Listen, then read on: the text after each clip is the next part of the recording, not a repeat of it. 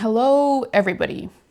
I'm trying something new. New for me, at least, because this format is popular on YouTube. It's called I Read Hills of Shivers and Shadows So You Don't Have to. So, what we're going to be doing here is I'm going to be summarizing this entire book in detail so you don't have to read it. This is a long book. I listened to it at first, and it's a 20-hour audiobook. Now I picked up a digital copy, and it's 500 pages or something like that. I think it's fascinating how romance books, because this is dark romance, how they're so long. Like, what's so serious? What story do you have to tell that requires this many pages? But alas, it is what it is. A few things. This book is spicy. I think this is a 5 out of 5 on the spice scale. I'm not sure. I'm not that well versed. But I would say it's pretty explicit. While I won't be detailing the exact mechanics of every freaking sex scene, I will discuss it a little bit, okay, guys? So be warned. Apart from that, as mentioned, this is a dark romance book. So it does come with a laundry list of trigger warnings. I'll put them on screen right now. Take a look at it. If one of these are your triggers, then please don't watch this video. Click off now. Also, another thing, this is a summary, but I won't be able to hold back my commentary. And sometimes I laugh. Mostly because this book is unhinged and it's more of a what the fuck. It's not because I think the subject matter depicted is funny. I just like to make that clear, okay? I laugh when I'm uncomfortable. I laugh when I think something is absurd. I laugh all the time. So just be warned. Okay, I think that's all I have to say, so let's get on with it.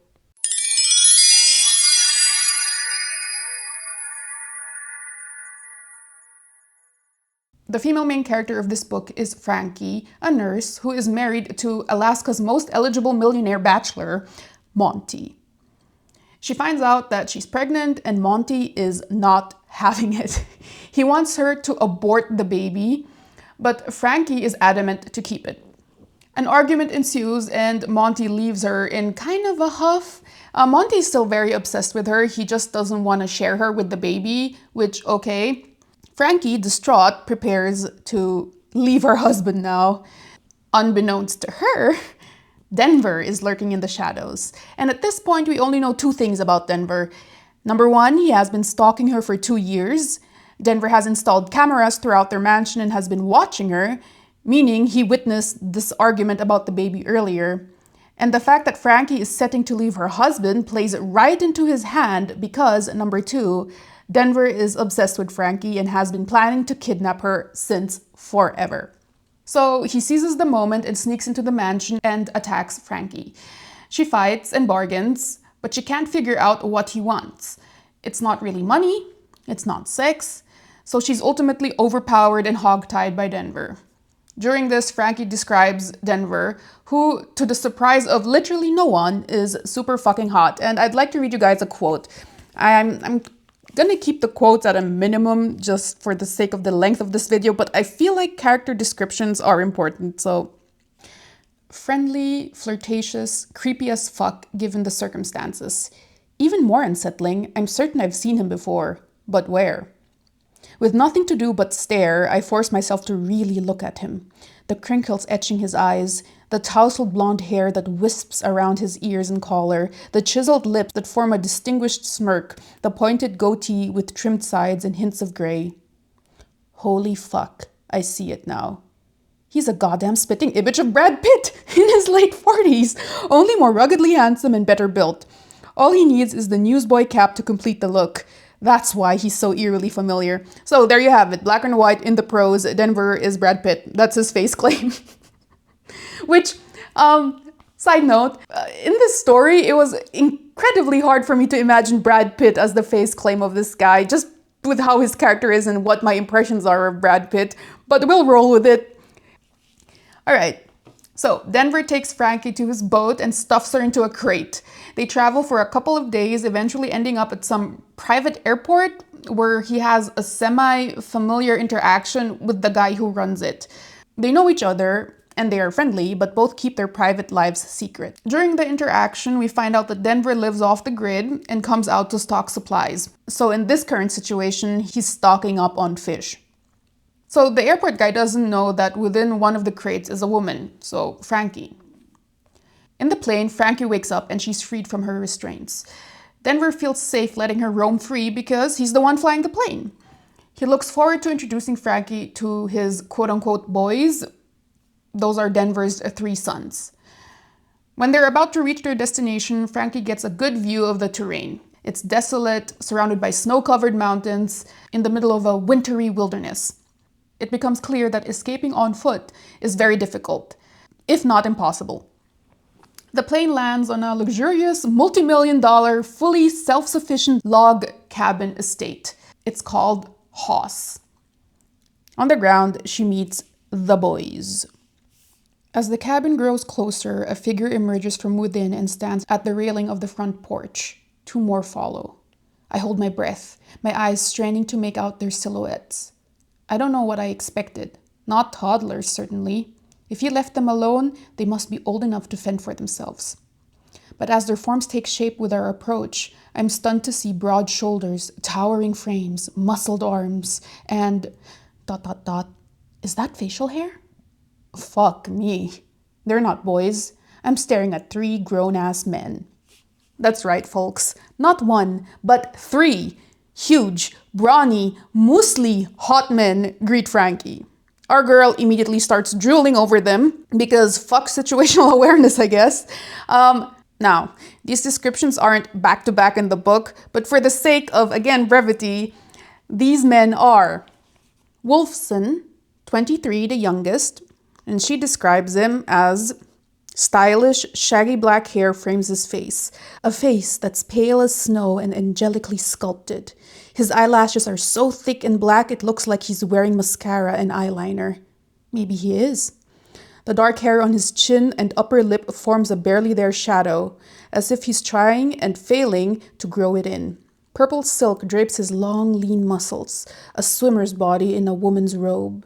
His features are so ethereal and angular they might be considered feminine, like that of an androgynous male fashion model. He's so insanely beautiful I can't process it.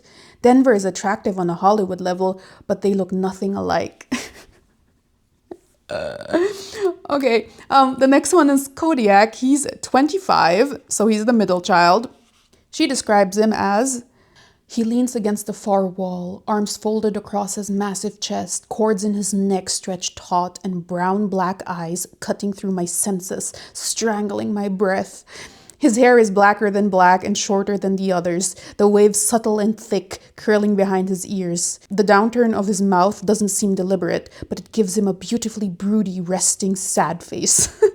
Sadness isn't the emotion radiating from him, however. He wears a detached facade that goes far below the surface. Standing apart from everyone, he isn't just physically distant, he's aloof, unmoved, unapproachable, terrifying. He's the scary one, the dark one. Tanned complexion, black hair, even blacker eyes, he conjures images of a dark lichen prince in the underworld. Mysterious, cold-blooded, deadly. Oh my god. My girl, okay, wait, let me just get through this. And then the last son is Leonid, 30. He is the oldest, and he's described as the following. Leonid runs masculine fingers over his short beard, and his eyes openly explore me from head to toe, trailing shivers down my spine. I don't know if he notices the bulkiness beneath my coat. More on that later. But I give him the same treatment, matching his aggressive stare. Taller than his father, he stands 6 feet and too many inches. He's broader too, packed with muscle, the kind of brawn that's forged and sculpted with work, real work, that counts at the end of the day. His hair falls between medium brown and Denver's dark blonde. Hard to tell how long it is, with it pulled back in twisty braids and complicated knots like a goddamn Viking. And those eyes, ... My God, are they changing colors? I don't look long enough to find out. I can't. That strange vari-colored glare is so daunting, so painfully blinding, I can't hold it. Why is he so good looking? Oh my God, I just can't get enough of this. It's fantastic. Okay. Oh my God. Oh, I just saw this paragraph. Look. Wolfson is perfect in the way an artist chisels a masterpiece with precision and honed skill. Leonid is perfect in the way Mother Nature chisels a masterpiece with violence and chaos. If that doesn't tell you about the tone, like, let me tell you that this book, I would say does cover a lot of dark topics, but this tone carries through. So it's hard for me to get invested in the horror when it's that, right? But moving on with the story. As her horde of hot feral men approach to unload the plane, Frankie sneakily stuffs supplies and an axe into her pockets before anybody notices, of course. Despite the uninhabitable landscape she saw while landing, she plans to flee as soon as she can. Frankie then enters the cabin with the guys, and it's about as fancy as the exterior suggests. Denver still won't tell her why she's there, though by Wolfson's reaction to her, she deduces she isn't the first woman to be kidnapped. Denver only expects Frankie to pull her weight, and he also says that sex is optional, for now I guess. Leonid and Kodiak are on edge with Frankie being there, but Wolfson seems comfortable interacting with her. Denver instructs his youngest son to give Frankie a tour of the place. Now that the amount of people watching her has dwindled to one, Frankie sees this as an opportunity to escape. So, Wolfson's giving her the tour. They have some small talk where nothing is revealed about why Frankie is there. Wolfson, as a character, I think that's his quirk. He gives off-topic answers. I don't really buy his quirkiness.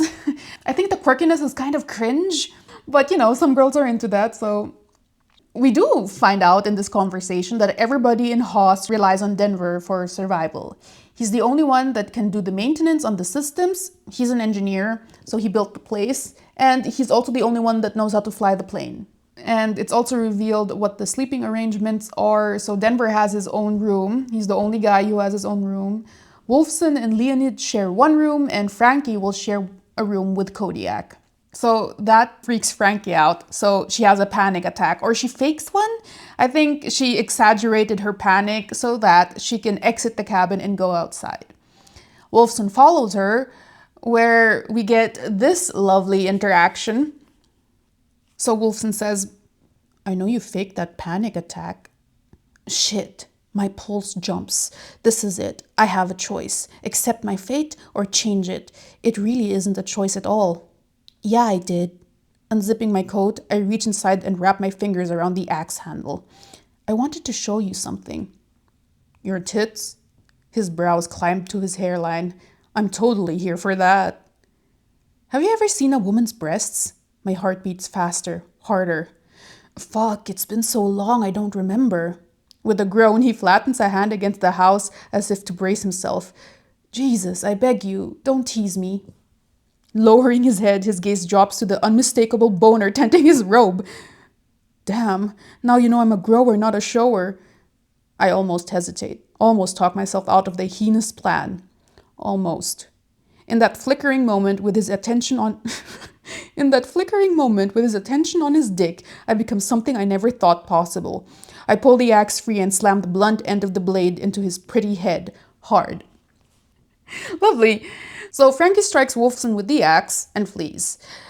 But of course, and I'd like to note this, not without the demonstration of how hard Wolfson is for her already. Keep in mind, they've only known each other for, 30 minutes at this point. I mean, I usually make more fun of the blatant horniness in dark romance and how it just undermines any semblance of horror in the story. But in this case, I think there is actually a plausible out, which is these men seem to be only around each other, and a woman entering in their midst is bound to stir up some hormones, I guess, and you can play that up for the smut. But that boner was just shoehorned in there, wasn't it? So, leaving a slumped over Wolfson behind, Frankie runs for her life into the snow. She bursts into the workshop and finds a snowmobile. So she gets on that thing, and without any idea where to go, she makes a mad dash away from all the men that have now exited the cabin and that are watching her idly, so they don't make an attempt to chase her. Soon, she reaches terrain where the snow thins out, so the ground is unsuitable for the snowmobile, and she crashes, with it ending up on top of her.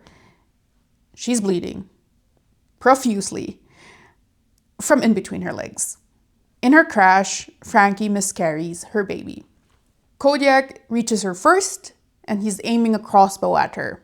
Frankie resigns to her fate and asks him to kill her, and Kodiak, or his nickname is Cody, is about to grant her wish, but is stopped by Wolfson. Leonid arrives then and diffuses the situation.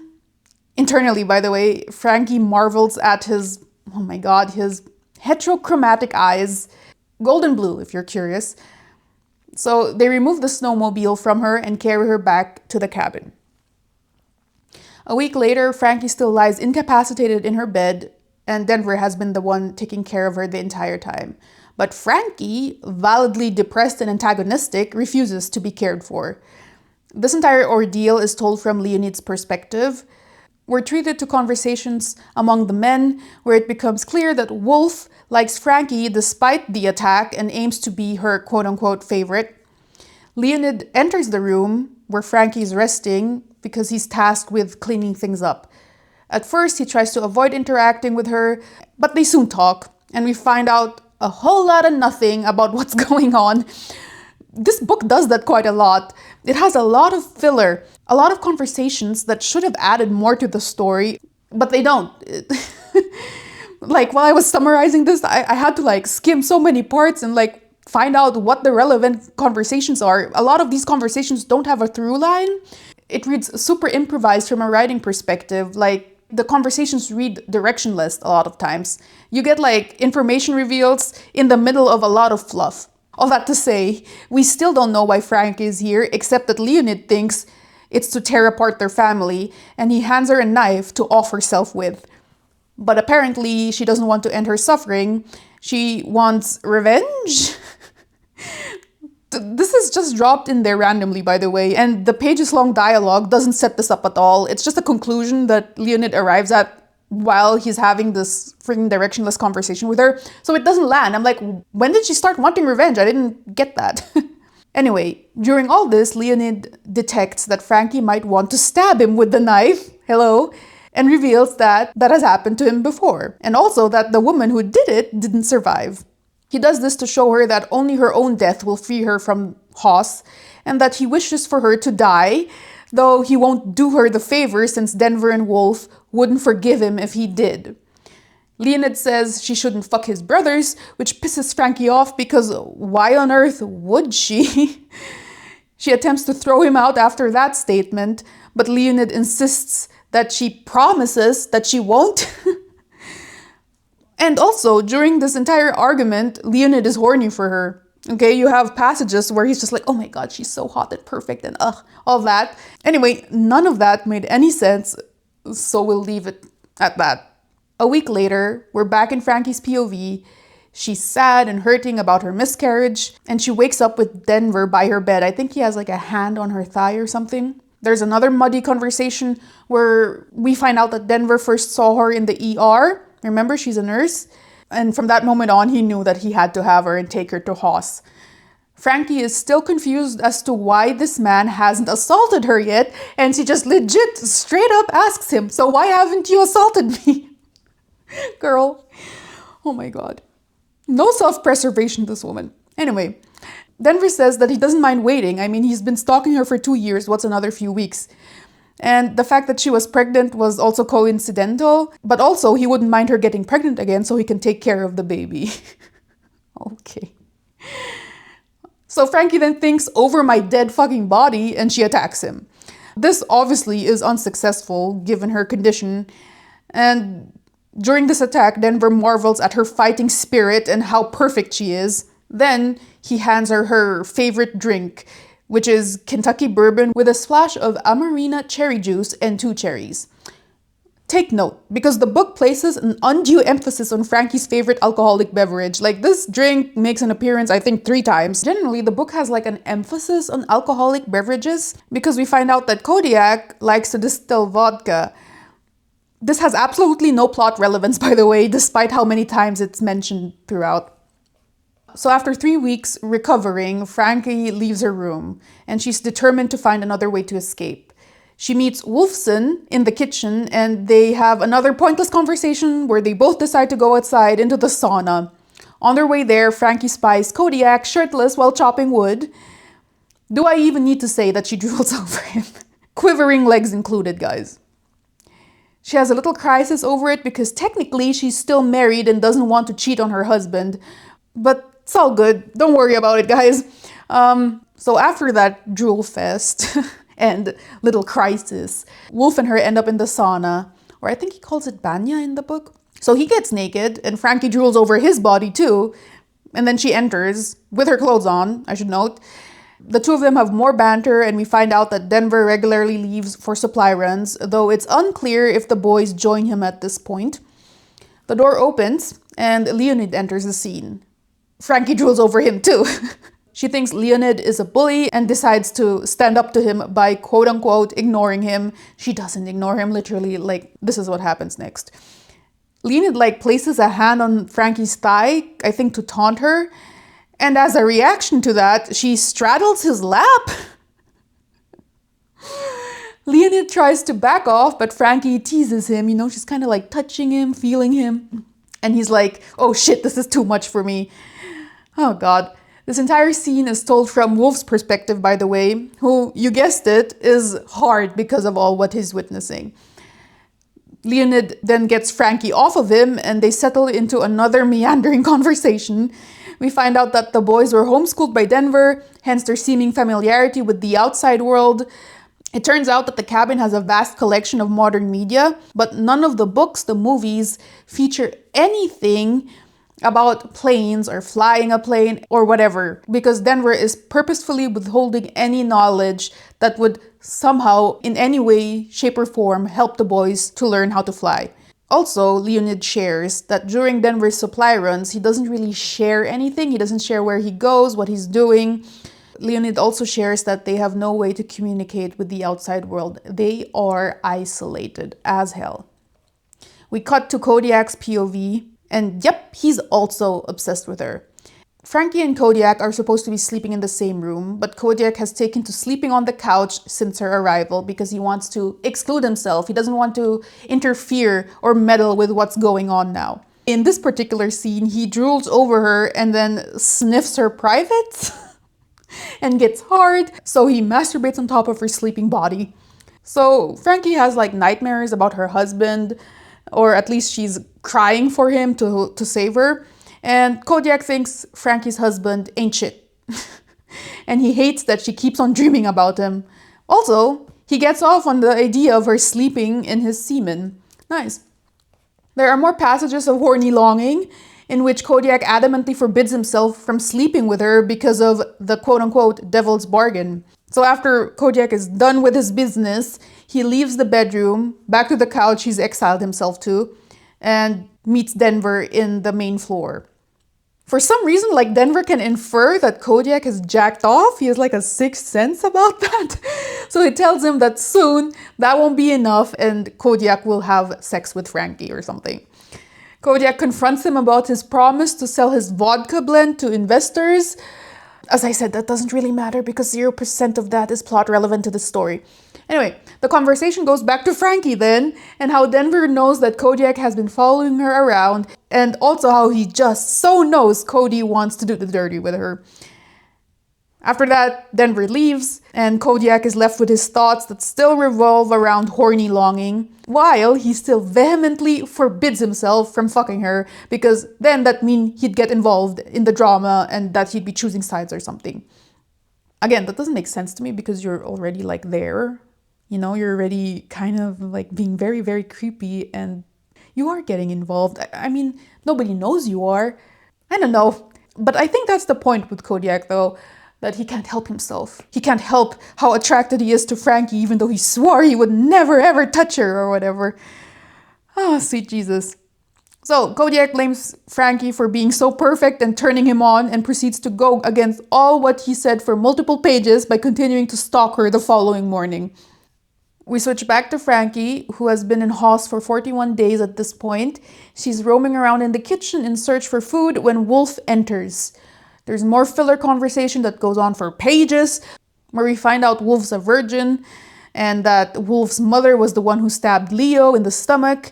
Furthermore, Wolf says that his mother was never fond of him and that her name was Gretchen. So that was all I could extract from that pages-long conversation. Literally, guys. Everything else was just banter. Wolf leaves to check on some traps because, you know, when the subject falls on his mother, it makes him uncomfortable. So Frankie wonders about the cabin herself. Though, she feels like she's being followed around. It's Kodiak. So time passes some more, days pass, and in one of the mornings, Frankie heads out for a run but is stopped by Denver and Leo because they want her to have a weapon if she's heading out into the wilderness by herself. In the armory, Leonid hands her a gun. He tries to give her a holster too, but they don't fit her because she's so tiny. So Leo gives her a smaller one that's meant for a child. It's then revealed that Denver probably took her because of exactly that, because she's so tiny and defenseless. So this is the first hints we get that Denver could possibly be a pedo. During this conversation with Leonid, we find out that the boys don't share the same mother. That, again, Leonid was stabbed by Wolf's mother at 15 years old. That's the additional information we find out. Then Frankie heads out for that run, where she ruminates on everything she found out. As she makes her way through the terrain, she can't shake the feeling that she's being followed. Further out, Frankie finds a fire pit, so she investigates what's going on there, and within the fire pit, she finds human bones. Of course, she freaks out. She's scared that she'll be the next one when Kodiak finally emerges. So he tells her to not worry about the bones. And then during that conversation, he also says that he loves the way she smells and all that, so there's more horny longing. Before then informing her that Denver expects her to have dinner with them tonight, but not before she's filled a bag with blueberries. Kodiak warns that she should take this task seriously because there will be consequences if she fails, and those aren't worth it. Back in Haas, Denver waits for Frankie's and Kodiak's arrival. He is irritated since dinner is ready and they're late. When both of them finally arrive, instead of taking her seat at the table, Frankie dumps the content of the bag, the one that's intended for the blueberries, on Denver's plate. Inside the bag, there are no blueberries. It contains the ashen bones that she found in the fire pit. Denver is quiet. Very quiet. The entire room is tense. The boys know what's coming, but Frankie remains confrontational. Until Denver finally reveals the consequence. Kin punishment. So what that means is if one of them fucks up, another person takes the punishment. Denver takes a knife and aims to pierce it through Wolf's hand, but Kodiak interferes and takes his place. So then Denver pierces Cody's hand, and in his internal monologue, it's revealed that Kodiak is his favorite son. But I don't really get why or where that came from, because I didn't pick up on this before this scene.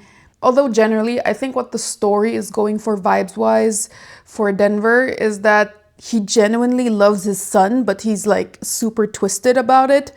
It's more of a character trait that's dumped in there, without explanation or exploration. So his character reads like a caricature of a psychopath. Anyway, after that entire ordeal, Denver announces that he'll be leaving for a supply run the following day. Apart from that, he also intends to fix remaining issues with Monty Novak, Frankie's husband, though it's not said what those issues are, so it's very ominous. With that, Denver instructs Frankie to patch Cody up and show him, quote unquote, how sorry she is for hurting him. The following morning, with Denver flying off, Leonid and Frankie have a conversation. Leonid is uneasy with Denver leaving since the fear of him never returning always hangs in the air. Frankie asks again if there is any possibility to learn how to fly the plane, and Leonid confirms that no, there isn't. His entire life, he's never found anything about planes in their library. I mean, it's a bit redundant. Denver keeps the plane under lock and key so that they can't even look at the instrument panel. Leonid and Frankie head to the basement to get supplies to treat Cody's hand because prior to this, Cody didn't want to get treatment for it.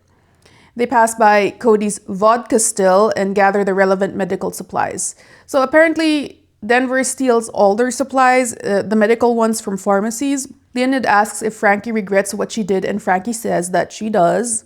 By that, she means the kin punishment thing. A multi-page passage about how beautiful and special Frankie is before Leonid can't help but pin her against the wall. He realizes that he wants Frankie for himself and he doesn't want to share her, which, was that ever a problem? At least an explicit one? Nobody has, staked their claim on Frankie. Actually, they're very focused on avoiding her, apart from Wolf. So he has to take it up with Wolf. But anyway, in Leonid's internal monologue, he's like, "You're mine. I don't want to share you. For the first time in my life, I want something for myself." Okay, Frankie refuses his advances and confronts him. Didn't he say earlier that she should stay away from him and his brothers? Valid point, girl. After some forceful kisses, he relents and orders her to remember that he didn't fuck her right then and there. So I guess she should be thankful that she didn't get assaulted? Swear to God. We need to roll with this. This is the vibe of the book. Everybody is very obsessed with Frankie. Kodiak sits in his bedroom with Wolf, who plays a haunting tune on the saxophone. I mean, I guess he can play haunting tunes on the saxophone, but I kind of associate it more with jazz, so maybe I'm just uncultured. Who knows? Anyway, Kodiak is still in pain from his injury and reflects on his brother, Frankie, and everything that's happened. Then Leonid and Frankie enter the room and they have a little, I wouldn't call it an argument, a little confrontational conversation about Kodiak needing his hand stitched. So he eventually relents and lets Frankie do it, during which he notices a cut on Frankie's lip. Kodiak surmises that Leo kissed her. This feels like a betrayal to him, and Kodiak gets pissed, but after Leo reassures him that it won't, quote-unquote, come to that, he allows Frankie to continue patching him up. The pain is so bad that Kodiak blacks out. When he comes to, Frankie is stitching up his hand. He quietly marvels at her beauty before some banter takes place that lightens the mood. Frankie tells the boys what it's like in the outside world, and they're all naturally very fascinated by it. Look, I see the vision and the intention of this scene, but it just doesn't land. So what I think the story is trying to do is set up this sort of naive curiosity on the boys' part, or also a yearning for the outside world and realizing how trapped they are. Or maybe I'm just projecting, because that's what I would have written in this case. There would have been a scene about that because, the boys haven't seen the outside world. So Frankie is like kind of their only way to learn about it from firsthand experience and not through movies, that is. But the prose doesn't put any significance to that moment because it just reads as banter. There is no emotionality placed in it. To me, it was such a wasted scene. Anyway, the entire thing takes a turn when they start discussing the situation of Denver versus the people, the four of them. Kodiak thinks they need to get their ducks in a row and, well, not fuck Frankie maybe? But guys, it's so hard because she's literally so perfect and irresistible. Kodiak leaves the discussion in a huff. I think because Frankie is trying to unite them against Denver while also trying to figure out what exactly is going on, and the boys just won't answer her questions, so she gets more and more irritated by that.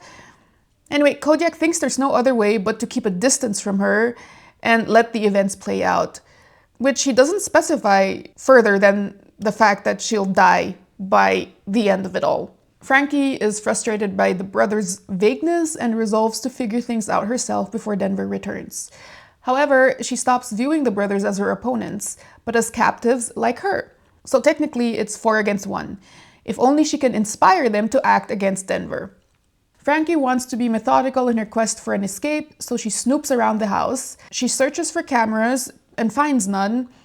Leo then catches her looking around, and he confirms that Denver doesn't spy on them. They head to Denver's bedroom, which Leo has an emotional reaction to, so that indicates that something bad happened there. He explains that Denver inherited obscene wealth and that he also profited massively from his engineering inventions. Frankie and Leonid have another interaction with ostensible sexual tension. During this interaction, Frankie is still probing, trying to figure out what's happening. Leonid says he'll give her answers, but they won't be for free. Frankie accepts this bargain and is led out of the room into the basement. Cody is in the basement and he's drunk. Frankie finds a crate of children's clothes, showing that the boys have been there since, well, they were children. It's then revealed that the boys were abducted as kids and not born in Host or into the family. So now we have confirmation that they are victims of Denver's long-running kidnapping operation. But you kind of get that vibe already before, so I don't know if this was supposed to be like a big reveal. The important information in this book, they don't really have a weight in the narrative. They're always sandwiched in between a lot of flirtatious banter or whatever, so I'm kind of confused about when what was revealed. But yeah, Kodiak reveals a bundle of women's driver's licenses. There are 5 in total over a span of 25 years, and they're from all over the states. Frankie puts 2 and 2 together then. The bones she found in the fire pit were of these women. By the way, throughout this reveal, Leonid demands Frankie to remove an article of clothing before each answer. So by the end of the scene, Frankie's topless, but she refuses to go further. This pisses Leonid off, so he attacks her again. But Kodiak interferes and drags Frankie out of the basement. He carries her to their bedroom, where he insists she stay there so she's protected from everybody else. Yeah, from all the horny men in the house, of which he is one of. So Kodiak doesn't want Leonid and her to hook up. There is an argument, but ultimately Frankie falls asleep with Cody watching over her. Then she wakes up in the middle of the night and has a bout of sleep paralysis.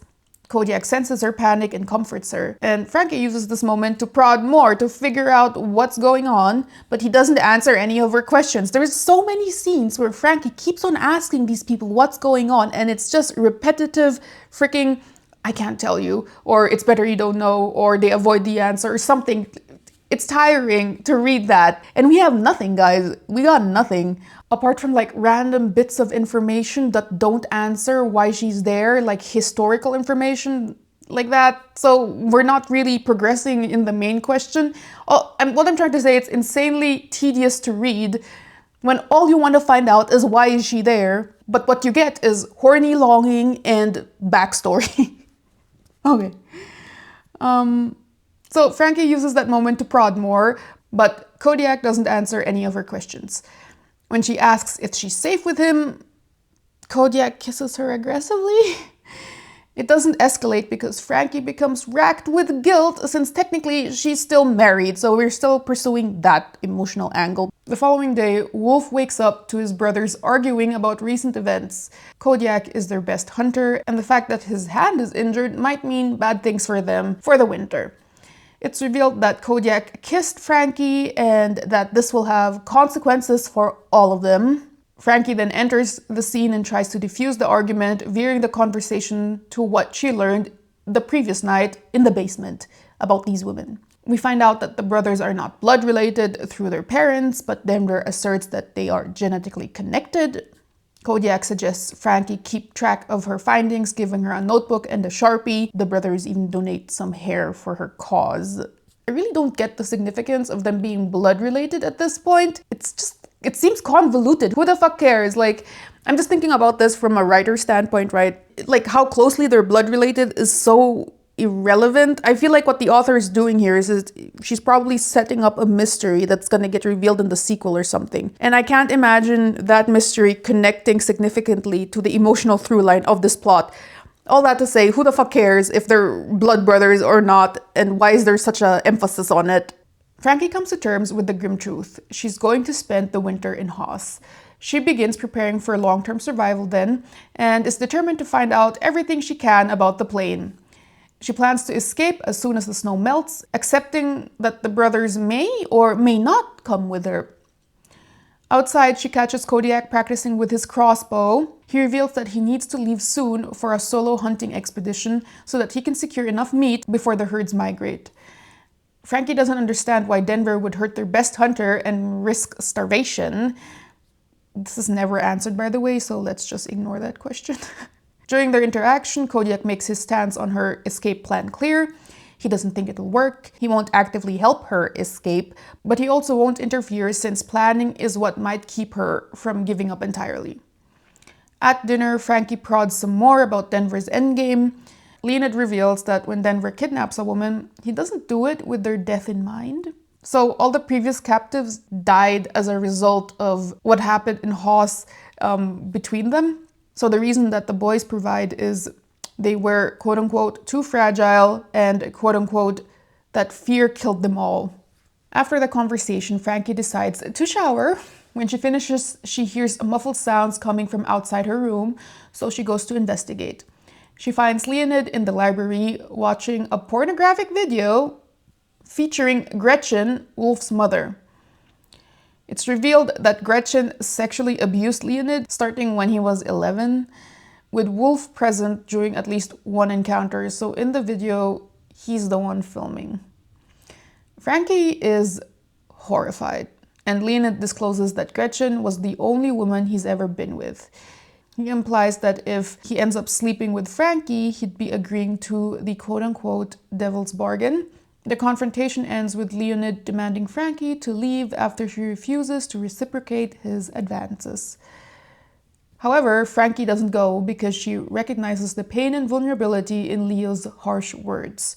Instead, she offers him comfort, a simple, non-sexual hug, which he reluctantly accepts. Ever so slightly, Leo's emotional walls crumble and he allows her to hold him. He falls asleep in her arms. Then Kodiak walks in on them. So it's a tense moment. Since Leo's asleep, they don't argue. Frankie kind of extracts herself from the hug, and when she does, Kodiak covers his brother with a blanket. Both of them head to their shared room, where Kodiak demands to know what she saw in the library. Frankie answers truthfully. It's the video with Gretchen and all that. Somehow the conversation transitions into Frankie "I fucking Kodiak," which then prompts Kodiak to ask her if she looked at Leo the same way she's looking at him. Frankie denies any understanding of what he's talking about. So that pisses Kodiak off and she gets pinned against the bed in a jealous rage. And he starts asking if she fucked him.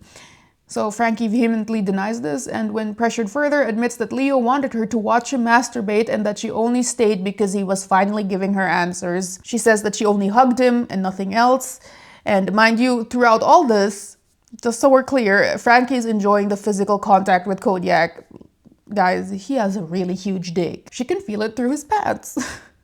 When Frankie attempts to demonstrate said hug, it makes Cody react more violently, and the situation threatens to escalate. But then she brings up the devil's bargain, and this freezes Kodiak in his tracks, and he recoils. He just flops next to her on the bed, I guess. Kodiak still doesn't explain what this is, but then Frankie starts thinking about things, and she figures out that Denver hasn't brought a woman to Haas in 5 years, which means that Kodiak was 20 since he last saw a woman. He's 25 now, and that he's likely a virgin. This is very important to Frankie. I don't know. Why is this such a topic in this book? I swear to God. Is that like a kink? The conversation grows tense, Kodiak saying that Frankie's presence is enough to disrupt the careful balance in his family. The following day, Frankie observes Kodiak practice with the crossbow again. Eventually, she sits close to him and just watches. After a few hours, Kodiak invites her to give it a try herself. Meanwhile, Leo is ruminating. He frames Frankie as the catalyst of everything that's about to go wrong in Haas. He also compares Frankie to all the other women Denver has brought. And guys, she's just not like other girls, okay? She's strong and unafraid and won't take shit from anybody. As he observes Frankie training with Kodiak, he admires her some more, but also recognizes Kodiak's growing attachment to her. 2 days pass with Frankie still training with Kodiak. Leonid eventually approaches them, and they discuss the impending hunting trip. Frankie offers to go with Kodiak, given his injured hand, but apparently, in Leonid's internal monologue, by the way, he deems any one-on-one situation as risky for all of them because they're all too horny to control themselves. So instead, Leonid plans to accompany Kodiak. Sometime later, Denver finally returns. They are all relieved that he actually came back, but Denver is obviously fixated on Frankie now. He brings her flowers, and he never did that for any of the other girls, which ignites jealousy and fear in Leo. Frankie refuses the gift, which doesn't bother Denver. Instead, he says that he has something to show her. Denver indeed does not want to show her his dangly bits, but a video of her husband having sex with his office manager. This destroys all hope for Frankie. She isn't even sure if Monty ever looked for her, and why would he after their argument? For anybody looking in, it looks like she left him, right? Distraught, Frankie doubts her entire marriage and if Monty was ever loyal to her. It becomes clear to the reader that part of the unfinished business Denver had with Monty was to decimate what was left of Frankie's attachment to him so that she'll be hopeless and accept her permanent residence in Hawes. Frankie rewatches the same video over and over again while drinking heavily. She becomes cold and detached because of it. Frankie isolates herself and time passes. At some point, she's standing at the edge of the property near a cliff above a roaring river. She acknowledges recurring thoughts of death and wonders if the only escape from Hawes is suicide. Having been in this emotionally numb state for a while, the boys have confiscated all the alcohol and pills, and without any way to self-medicate, Frankie feels the full weight of her emotions. Leo finds her at the cliff and challenges her resignation and death wish. He apologizes for past threats and cruelty. He says that his earlier desire for her death was rooted in wanting to protect his brothers. But Frankie refuses to fully trust or forgive him. She acknowledges all the intimacy she's been having with Leo and Cody and admits that she didn't hate it. Frankie then probes about the devil's bargain, but Leo still refuses to explain. The conversation then escalates into mutual provocation until Frankie successfully pushes Leo away. Okay, but he doesn't stay gone for long because he returns a page later, or maybe not even that, in a fit of ostensibly intense feels and desire, and the encounter turns physical. So this is the first time since the video that Frankie feels aroused, and because of this, she regains her will to live. Well, it's not really because of that. The book says it's something else, but I feel like it's mostly because she's turned on and she's like, oh my god, it feels so good to be alive. So Leonid lifts her off the snow and carries her into the workshop. This, my friends, is when the smut arrives. A multi-chapter spicy scene ensues that doesn't end in sex. I think that's the most important thing. The plot-relevant information is the following. After Leonid refuses to go all the way with her, he reveals that he hid birth control pills in the cellar years ago.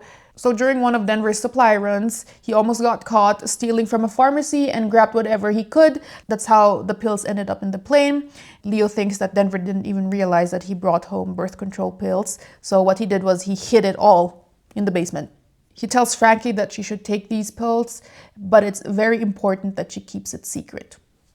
Outside, Cody has heard the entire thing. He is in a homicidal rage, but waits for Frankie to leave before he ambushes Leo in the workshop. The two brothers argue about what the other has done. The stakes are laid out. If Denver finds out about the birth control, there will be kin punishment. If anybody sleeps with Frankie, they will enter the devil's bargain, whatever that is.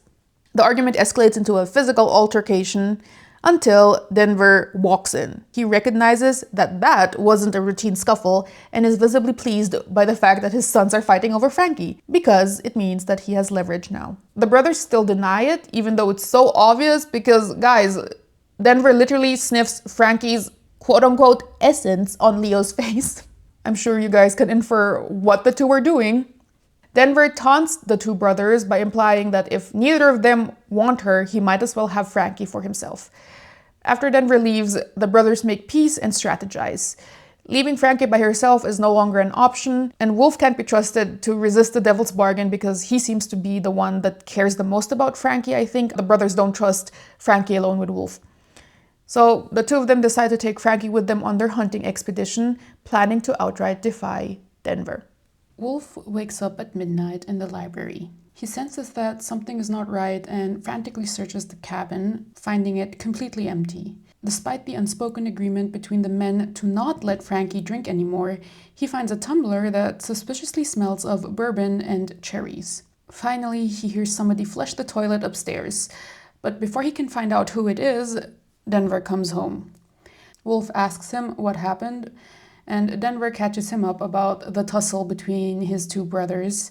He admits that he let Frankie have one drink since she looked so shaken when she entered the cabin earlier. So Denver leaves and Wolf heads to the bathroom upstairs to find Frankie throwing up. She has come down with something. Frankie collapses in her room, where In a bout of protectiveness, Wolf cares for her. Leonid and Kodiak enter then, where the signs of their fight is visible on their faces. They have like bruises or whatever. Leonid admits to, quote unquote, fooling around with Frankie, which she confirms. Wolf and Kodiak are, of course, incredibly jealous and they demand specifics to fuel their rage. After that little bit of posturing, Leo announces that they're leaving at dawn for the hunting trip and that they will be gone for 2 weeks. Frankie insists she's coming, even if Denver explicitly forbade it. So to avoid Denver finding out, they all agree to leave long before he wakes up. Well, except Wolf, who wants Frankie to stay with him, but whomst, as mentioned before, the brothers don't trust to abstain from the devil's bargain. After all that, they distract themselves by playing some games and come to rest. Now with everybody in one room, so as to protect themselves from Denver, each of the brothers take shifts to watch the door. There's some jealousy, some almost smut, and some ostensible clarification of the dynamics. It doesn't really land because for all the words to describe their relationship, none of it actually translates into their respective dynamics. Like, they just say, I'm so protective over her. Well, maybe not that example. I think Wolf is this and that kind of brother and I love him so much. But then that brother who thinks that doesn't really show it. Like the same with Denver saying that Kodiak is his favorite son. Yeah, sure, he said that in his internal monologue, but nothing really surfaces in his actions. Anyway, throughout the night, Frankie's physical condition worsens. Leonid realizes that she cannot physically survive the trek, and even carrying her would endanger her. The brothers face a hard choice. If they delay the hunt, they might not catch the herds, which would mean massive cuts to their winter food storage. If they leave, Frankie remains alone with Denver. Again, they're not really taking Wolf into account in this. At this point, the brothers haven't made it out before Denver wakes, so they start scrambling for an alternative. Denver can't find out that they care for Frankie, so they will fake catching whatever Frankie has so as not to leave her alone. So fuck the food shortage problem, I guess? Wolf then leaves the room to get Denver, and when he comes back, the brothers make a huge show of being sick. But Denver gives us another rundown of the situation. The herds are probably gone, they're late on schedule for hunting, they have very little food left. We also find out in Leonid's internal monologue that Denver can't shop legally for the supplies since he's likely a fugitive for crimes such as kidnapping, rape, murder, theft, breaking and entering, so everything. It's unclear to Leonid if he has outside help. Ultimately, it becomes obvious that Denver isn't buying their ruse of being sick, but he still leaves the decision of staying or leaving to the brothers. When he exits the scene, Wolf pushes for the brothers to leave. And throughout this conversation, Leonid reveals that Frankie has access to birth control, but also that Denver has openly stated he's going to make a move on Frankie. The brothers still don't reach a decision for a while before Kodiak suggests that Frankie needs to continue pretending to be sick so that Denver won't do anything to her. This is the only way to delay the bargain. With a decidedly bad gut feeling, Leonid and Kodiak leave for the hunt. Frankie spends the next 4 days violently ill. She's unsure what caused her current state, but by day 5, she feels strong enough to get up. Wolf has not left her side the entire time, but he says he can't remain by her side 24/7. I mean, I thought that was their entire plan. He agreed to it, but okay. Wolf has to leave that day to collect the last blueberries. He assures Frankie that as long as she pretends to still be sick, Denver won't touch her, which makes 0 sense. I don't know what the story is trying to do with Denver. Like, there are a couple of things that are not indicative of a psychopathic person, or at least not a violent person. But it doesn't make sense because of the things that he does anyway. I mean, the mental gymnastics that aim to explain this later on also make no sense. Denver as a character doesn't have a lot of internal logic, psychologically speaking. But anyway, during the conversation that Wolf and Frankie are currently having, Denver enters. Wolf tries to argue that he has to stay with sick Frankie, but Denver refuses, saying that they absolutely need that food, those blueberries. So Wolf leaves. Now alone with the resident rapist, Frankie has a tense interaction with Denver in which he reveals that, number one, they are kindred souls, question mark, that Frankie is a player, not a pawn in his grand plan, and that he knows she's been getting hot and heavy with Leonid. Nothing happens after that conversation. Denver just takes care of Frankie until she falls asleep. But when she reawakens, Frankie realizes she's been drugged. Denver stands beside the bed, telling her not to struggle, then he gags her. Frankie then notices that she's naked and bound to the bed. Denver reveals that he poisoned that drink he gave her, the one with the bourbon, from when she returned from her liaison with Leonid, so that she couldn't join the hunting trip. At that moment, Wolf returns. He knows immediately what's going on and offers himself in Frankie's place. Wolf has entered the devil's bargain. This was Denver's plan all along, to get the boys attached to Frankie so when the day comes that he threatens to assault her, they would allow themselves to be assaulted instead. That entire scene happens while Frankie is still tied to the bed. I wouldn't say the scene is violent, as in physically speaking, but it's violent psychologically speaking. But it suffers greatly from the lack of skill in the writing. What is missing specifically is finesse. The way it plays out is very theatrical, and I think like dark scenes like this, they don't need things to be over the top. In particular, when the scene goes very, very dark, I feel like less is more. But the way it's written here, the prose is very purple. I wrote in my notes here that it turns ultraviolet. That's how purple it is. Again, I find dark scenes such as these work best with precise language. Each detail should add to the horrifying thing playing out. I don't like how it got this over-dramatized tone. Honest to God, I wanted Frankie to shut up. I didn't need her incessant commentary.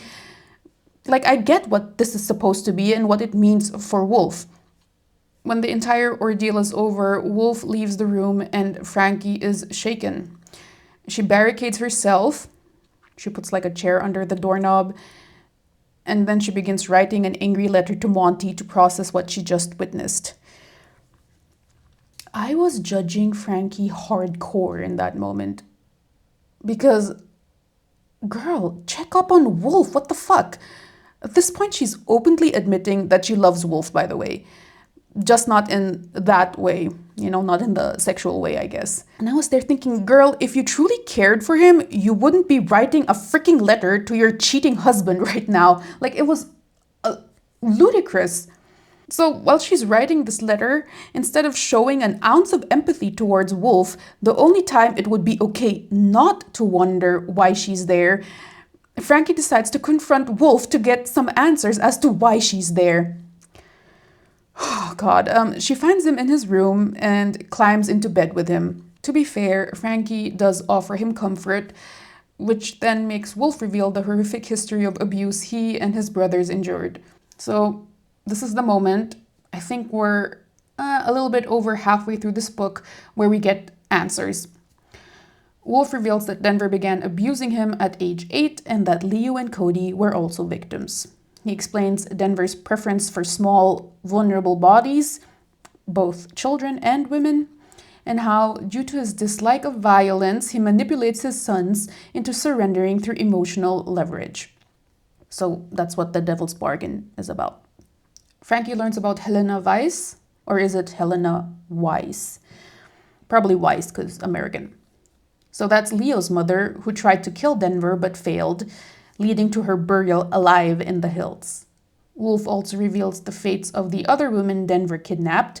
And to summarize that all, this is a direct quote from the book. 5 women, 2 murdered, 1 suicide, 1 wolf attack, 1 death by self-administered abortion. Wolf admits that Denver expects them to have sex to ensure Frankie gets pregnant, continuing the cycle of abuse. I'm not laughing because this is funny. I'm laughing because of the abysmal pacing on this book. So we spend 50% of the book not finding out what the fuck's going on, Frankie constantly asking questions, never getting a straight answer, and then everything is just dumped on us in this scene. I think pacing-wise you would space that out a little so that the reader can realistically come up with their own conclusions. Not that I didn't have my theories while reading this, it's just this feels like an exposition dump for something so heavy, for the heart of the story. I think there are better ways to structure the reveal so that it adds to the tension. This wasn't it. Frankie vows to escape with Wolf and refuses to let him sacrifice himself again. They share a kiss, but no hanky-panky because that would be fucking inappropriate as hell. I was very worried about this, I admit, that, after that entire ordeal, Wolf would be open to having sex. That would have pissed me off. But it didn't happen, thank fuck. So that kiss is more a reaffirmation of their bond. When Wolf falls asleep, Frankie sneaks out of the room, determined to take action against Denver. Frankie arms herself with a revolver and confronts Denver in his room. Denver, calm as ever, goads her to shoot him. He doesn't believe that she will, but Frankie aims the gun at his groin. So her intention is to castrate him as opposed to killing him, I guess. But I'm pretty sure shooting a guy in the dick would still kill him. Frankie pulls the trigger. Click. No shot. She keeps pulling it. Click, click, click. There are no bullets in the revolver. Denver is terrified and Frankie savors his fear. She deliberately left the gun unloaded because she doesn't trust herself not to kill him. Okay, then why bring the gun in the first place? Like, it just doesn't make sense. It's not logical. I'm gonna get this gun, this empty-ass gun, and threaten Denver with it. And then what? Like, Frankie's reasoning for getting a gun, not loading it, and threatening him and not killing him is that killing him would mean starvation and death for everyone, which, no shit. She's still looking for a way to defeat him without collapsing the survival structure.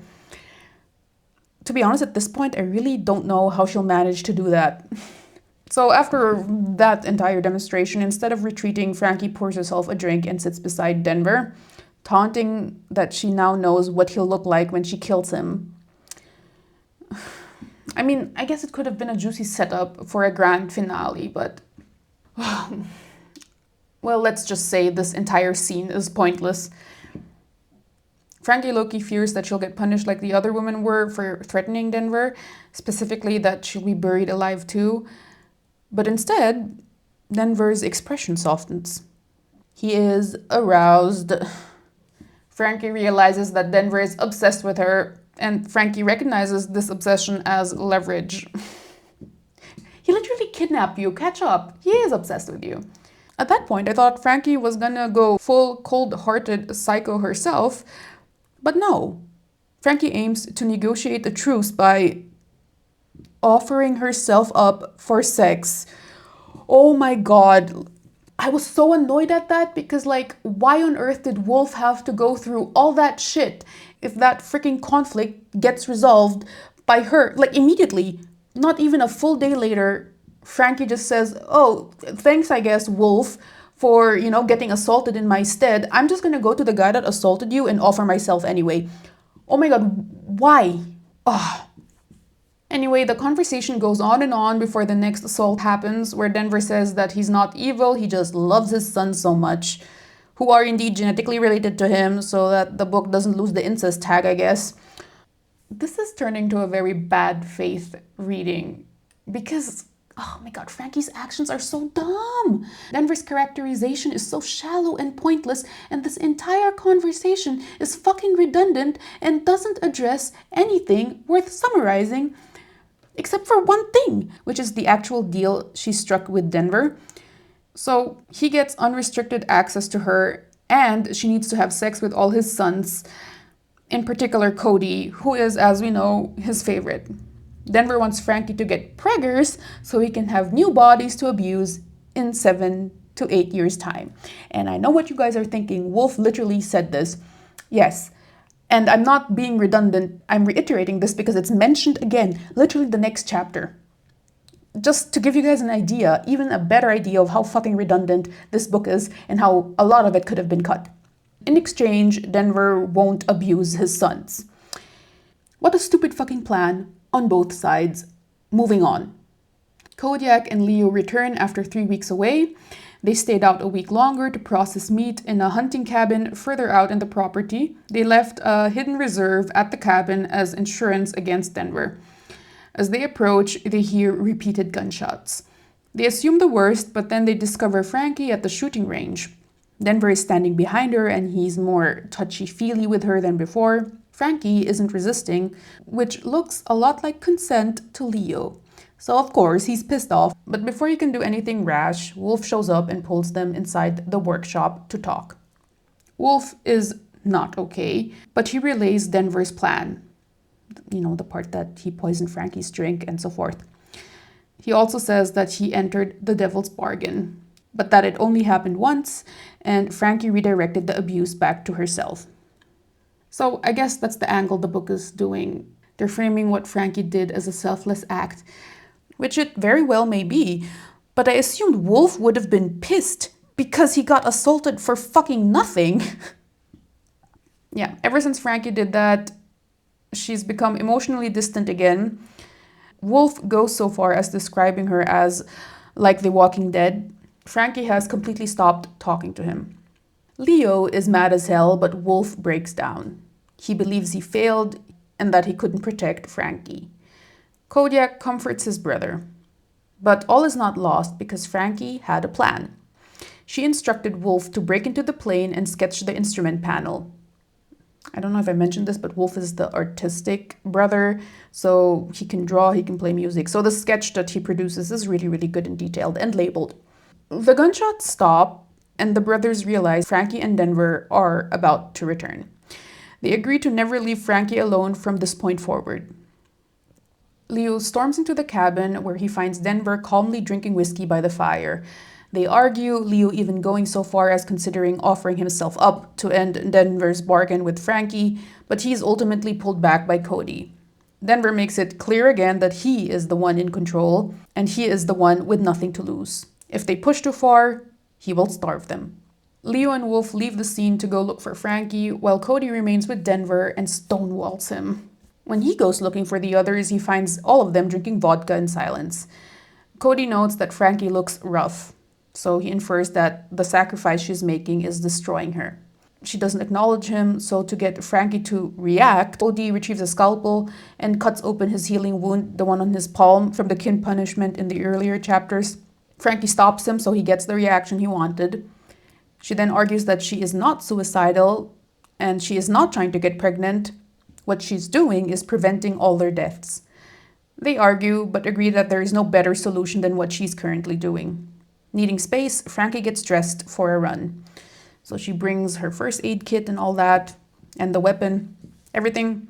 It's already nighttime and the brothers try to stop her, but Frankie is unafraid, saying that the predator is already here, inside, with us.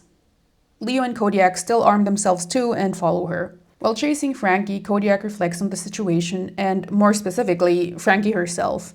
So she runs daily despite the lack of food. He views her as resilient but worries for her physical limits because she's getting really, really skinny. He then finds Frankie in a ravine with Leo already there. So Kodiak hides and observes them. Leo is acting emotionally unhinged. He's begging, pleading, apologizing. Meanwhile, Frankie is detached. She insists on carrying the burden of the bargain herself and refuses to give in to Leo's emotional display. When Leo becomes increasingly forceful in his frustration, Kodiak intervenes. He subdues Leo and tells him, "Go home, cool down. I'll bring our girl back unharmed." After Kodiak subdues Leo and all that, Frankie just jogs off without further comment. She just, continues jogging. So, reassuring Leo once again, one last time, Kodiak takes off after her. Despite his exhaustion, Kodiak perseveres, showcasing his endurance and mastery of the terrain. There's this whole predator-prey vibe that the story is trying to establish between Frankie and Kodiak, but it just doesn't land for me. The emotional stakes don't fit that atmosphere, in my opinion, so it kind of reads contrived. For me, this scene should have built on that raw and visceral moment with Leo and Frankie earlier. It then migrates into Kodiak. I don't know, maybe Kodiak is desperate too. Maybe he's also pissed about their situation, something. But again, there's no emotional weight or continuity in this book. Anyway, Kodiak catches up to Frankie at a snowy clearing under the aurora, under the lights. Frankie is captivated by the sky, momentarily disconnected from the tension, and Kodiak, well, he's captivated by Frankie. He starts simping over her internally. Here's a quote. Fuck me. Wait, I have to do it in the voice. Fuck me. You're stunning. I've seen beauty in various forms. Has he though? Hasn't he been in freaking Hoss his entire life?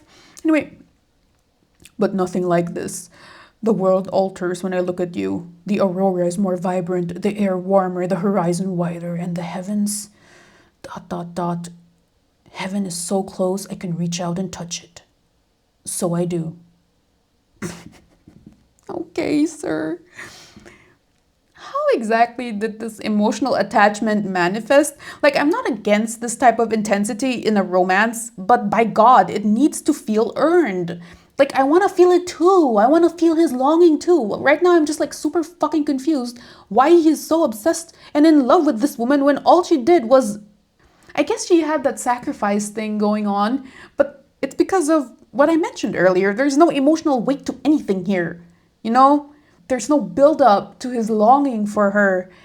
He's pretty much obsessed. All the men are. The moment Frankie arrives. So I'm not growing with the feels of the characters, so it just feels so freaking random. Moving on. Kodiak reaches out to touch Frankie. She allows it, and they have a little bit of small talk about the lights and legends and whatever else have you. It's supposed to be this sweet moment, I guess? And what happens after a sweet moment in books such as these? Smut. So Kodiak then goes, we need to talk, but right now I'm hungry, and when I'm hungry, I hunt. Bro, I need this book to stick with one vibe for like 2 fucking seconds, okay? I am getting whiplash. First we have the desperation, then we have her jogging off and Kodiak being all like, I'm the hunter. Then we have a sweet moment, you know, where they're connecting. And then now when Frankie says, okay, let's talk about the problem, he's like, no, I need you to run again. Like, what the fuck? Okay, so Frankie runs, Kodiak is tight on her heels. We get another iteration of the predator-prey dynamic this book wants us to buy. Frankie's POV literally opens with, under the dance of lights in the darkest night, I run for my life. Yeah, right. Okay. Now, to be fair, it seems like Frankie is afraid Kodiak will catch her, not because she thinks he'll kill her, but because she's afraid of the confrontation regarding her actions. Still, I think that was laying it on pretty thick. So Frankie is running, Kodiak right behind her. Then she trips and falls, only to be caught by Kodiak, who pins her against a boulder. This woman is getting pinned against all surfaces, I swear to God. So Kodiak demands an explanation for her actions, but Frankie doesn't engage. Instead, she taunts him. All the while, Kodiak is, you guessed it, hard. So Frankie is poking the bear, but he doesn't engage either. Instead, he spanks her. My God, that scene though was so meh. The entire lead up felt so contrived. I swear to God, Penelope Douglas did a better job at this. Anyway, the spanking is framed as Frankie finally letting go and breaking down, showing how much the bargain has been affecting her. Kodiak holds Frankie as she cries, promising to never leave her again. She then reveals the stipulation behind her bargain with Denver, which is, you know, the fact that she has to have sex with all 3 brothers and provide quote-unquote evidence. Don't worry about it, guys. It literally has no plot relevance. Kodiak rejects the idea, instead offering an alternative. Kodiak is the man with the alternatives. He's the smart one. So they'll wait for Denver's final supply run, then neutralize him, lock him up, and prepare to escape by spring. How the fuck are they gonna fly a plane? It still doesn't make sense. He reveals that there is meat stashed away in the hunting cabin, but they'll still need those last supplies to make it through the winter. You know, at that point I was thinking, like, what is the point of mentioning the stash then? Like, from a writing perspective, if you're gonna drop this plot point that they hid food away, I'd assume it'd play a bigger role since you went out of your way to set it up. Well, as of book 1, the stash really doesn't have a purpose. So they banter some more, it turns horny, they kiss passionately. This time, Frankie regains the will to live because Kodiak makes her horny. After the kiss, Kodiak says he's sorta okay with her sleeping with his brothers because he cares about her happiness more than anything else. Which, good for him, but Frankie is unable to process polyamory, I guess. As they head back to the cabin, Kodiak senses danger, stops abruptly, and draws his crossbow. A massive dire wolf-like, that was in the book, there was a Game of Thrones reference in there. So a massive dire wolf-like creature emerges from the darkness, stalking them with deadly intent. Kodiak orders Frankie to run just before the wolf attacks him. My guy is literally engaged in a fistfight with this animal. Frankie then grabs his discarded crossbow. She shoots and misses. She shoots again, and this time her aim is true. The wolf howls. Frankie is stunned by the extent of Cody's injuries, so she's just like frozen there. But then the animal recovers and lunges for Cody again.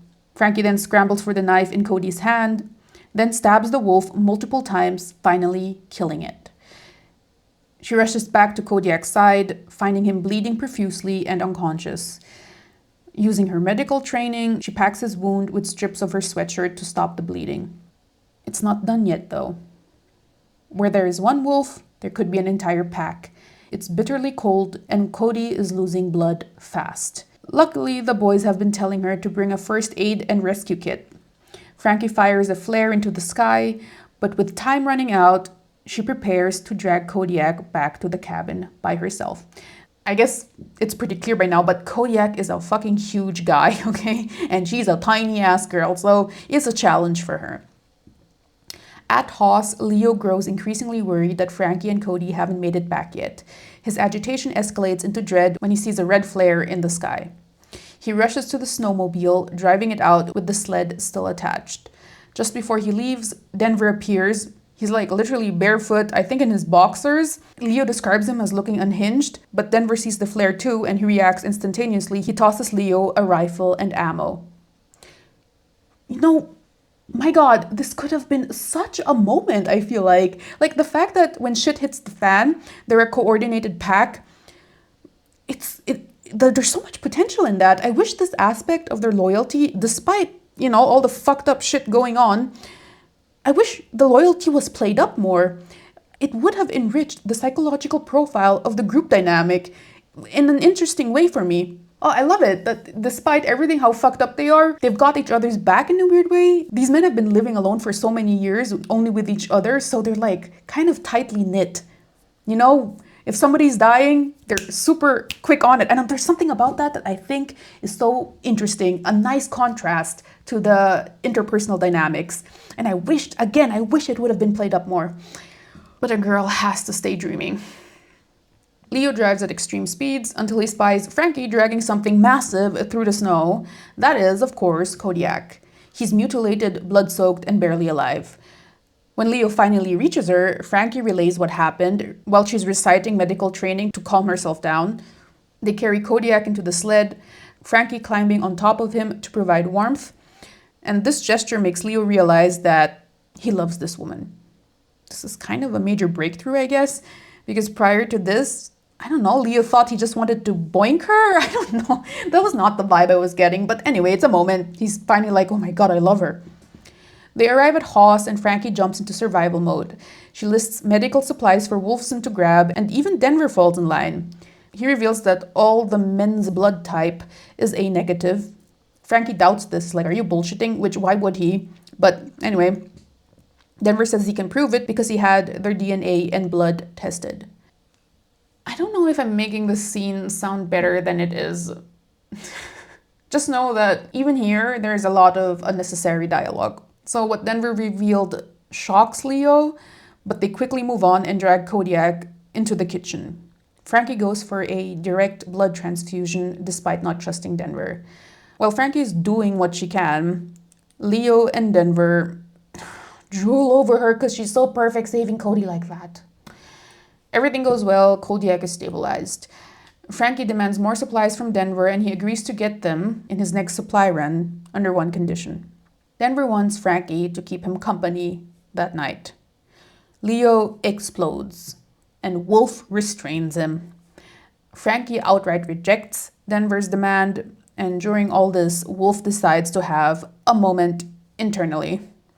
As he watches, he realizes that despite all that he's done, Frankie doesn't love him like she loves his brothers.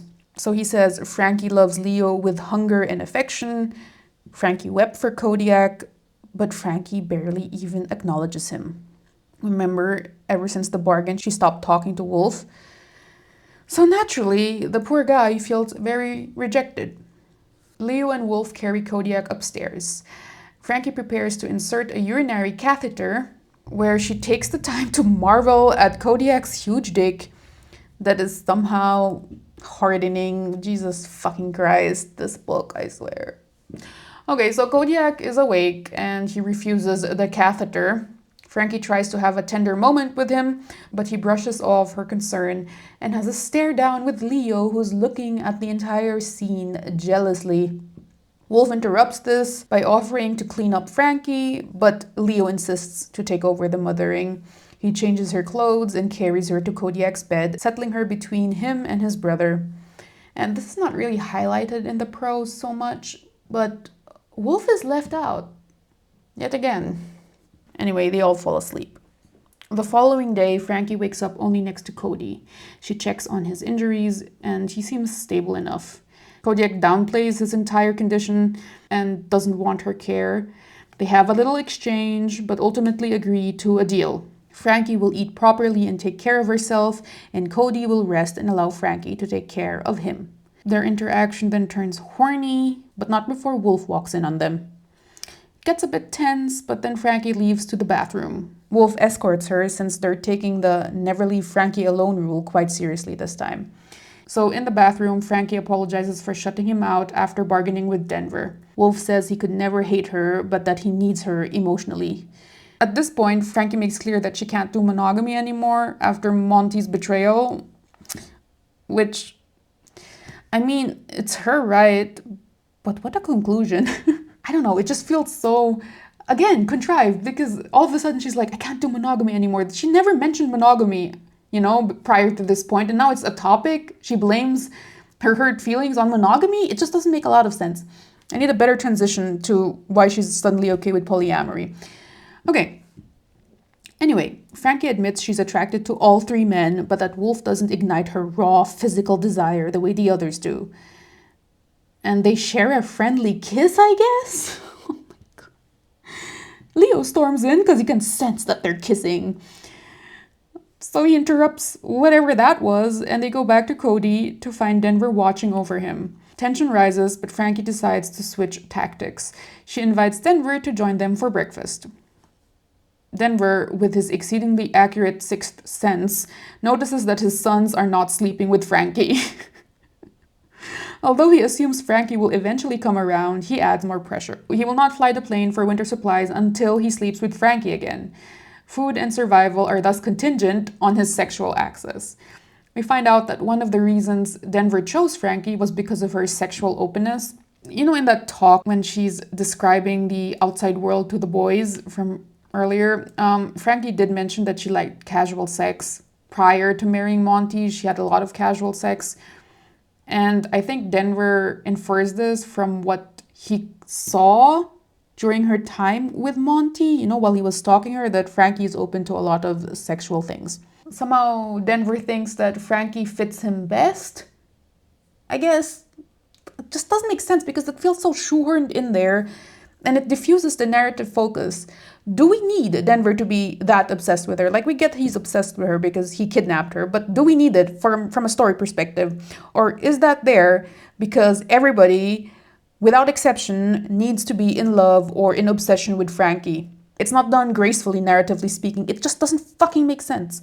It feels so freaking forced. I guess the entire point of this story is that no man is spared from Frankie's prowess. So they eat breakfast in silence until Leo asserts that the deal is off and Denver will never touch Frankie ever again.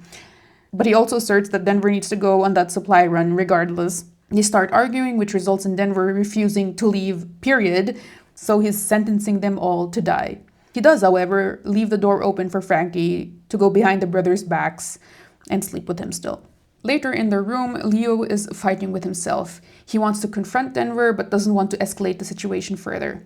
Frankie notices the missing security bar on the door and questions why it was removed. Leo and Wolf reveal that Denver used them to trap Cody and abuse him while the two other brothers were powerless. She's horrified and asks about Cody's scars. Not all of them were from abuse. The brothers share stories, some lighthearted, some not. Then Frankie brings up the devil's bargain, once again suggesting she surrender to Denver to secure their survival. But Leo is not having it. They argue until Leo walks out in a huff to retrieve that wolf that she killed for food instead, even though they all know that that still won't be enough for them to survive the winter. When Leo returns, exhausted and bloodied, Frankie leads him to the bathroom to clean him up.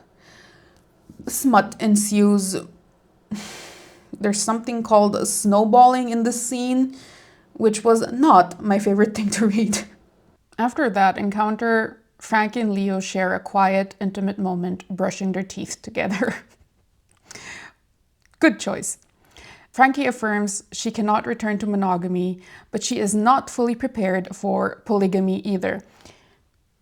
Girl, ain't nobody asking you. Especially not Leo. He's the possessive one. They head to Leo's room. Kodiak and Wolf are asleep in the other one, and they consummate their relationship, during which Frankie admits to herself that she loves him.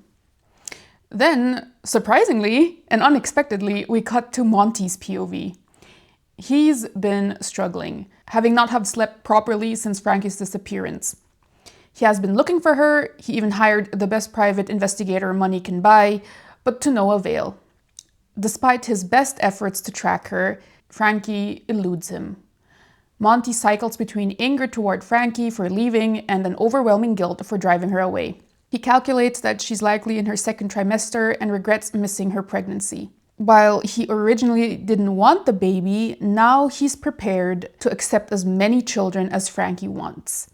And the book teases that Monty has a bigger reason for being upset with Frankie's pregnancy that is not simply the fact that he doesn't want kids. And I hate that. His chef, Oliver, tries to check up on him, but Monty reacts defensively to his care. So he's a bratty 40-year-old man. Don't we love it, ladies? Then we're back to Frankie's POV sometime later. A brutal winter storm fully sets in over Haas. Crucially, Denver did not make his final supply run, and by now it's too late to leave. Frankie and the boys function as a unit now, doing everything together and excluding Denver. But the tension still simmers.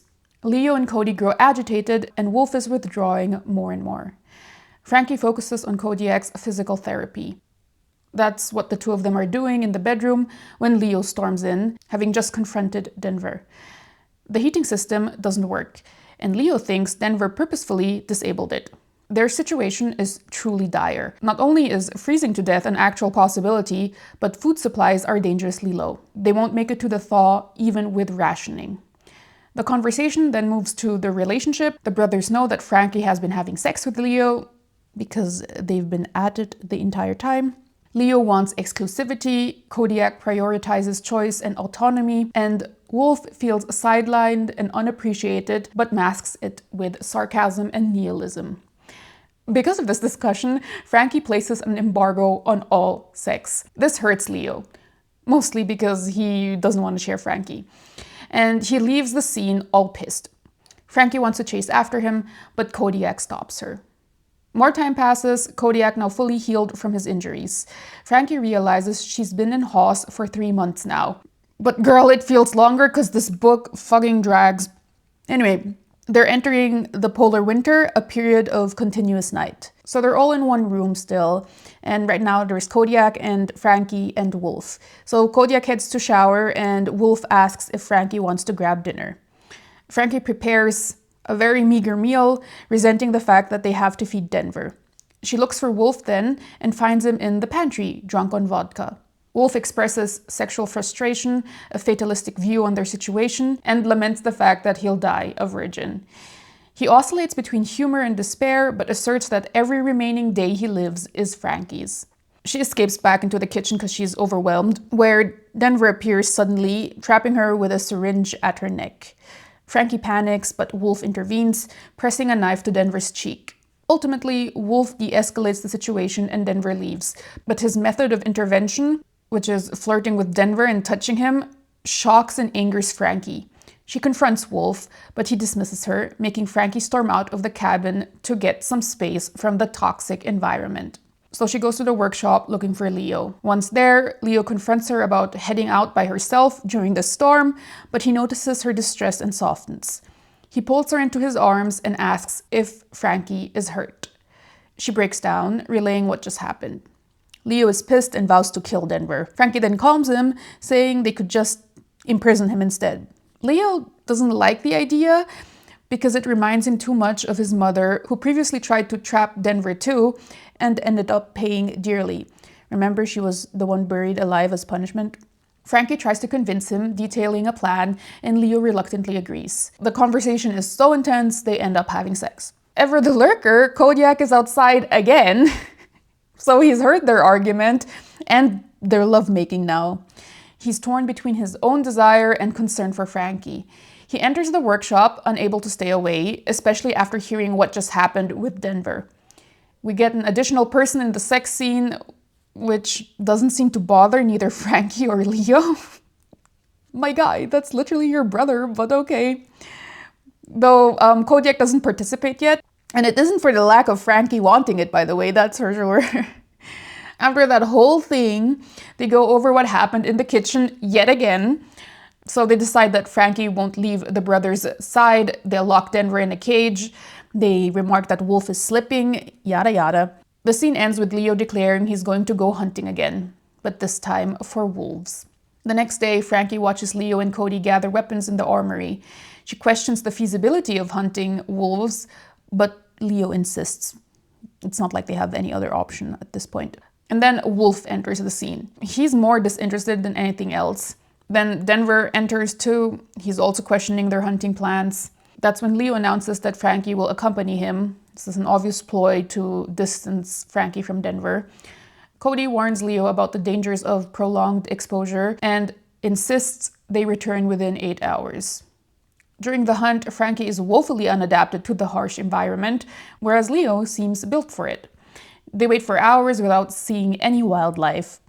Out of sheer luck, Leo catches an Arctic hare with his bare hands.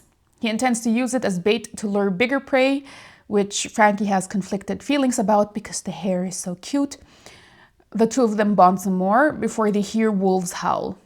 Leo stalks off in that direction, leaving Frankie behind. She freaks out for a bit, but he comes back unharmed.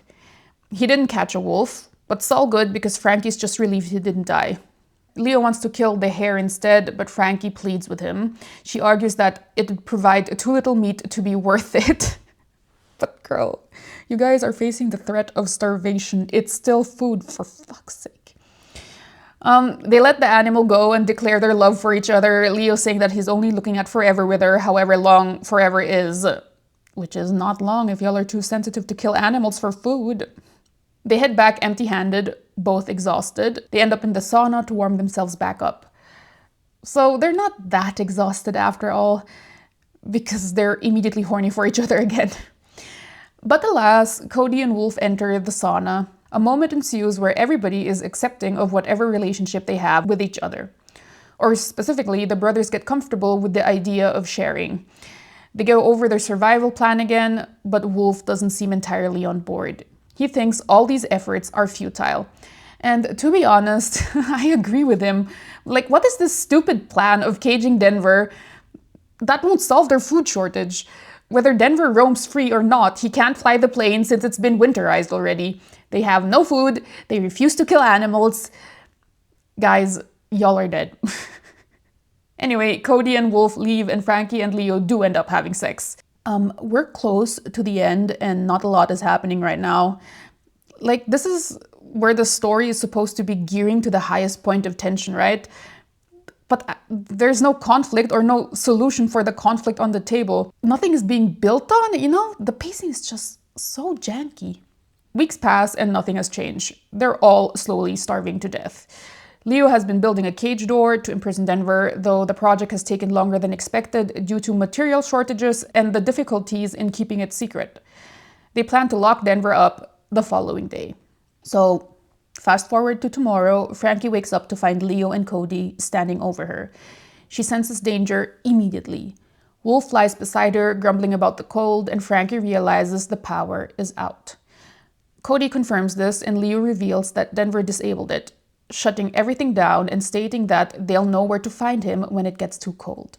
Leo and Cody prepare to cage Denver with a generator to force him to fix it. The group descends into the dark, freezing cabin into Denver's room, where he sits by the fireplace. A confrontation ensues, but Denver doesn't relent, claiming that to fix the power, he'll need something in return.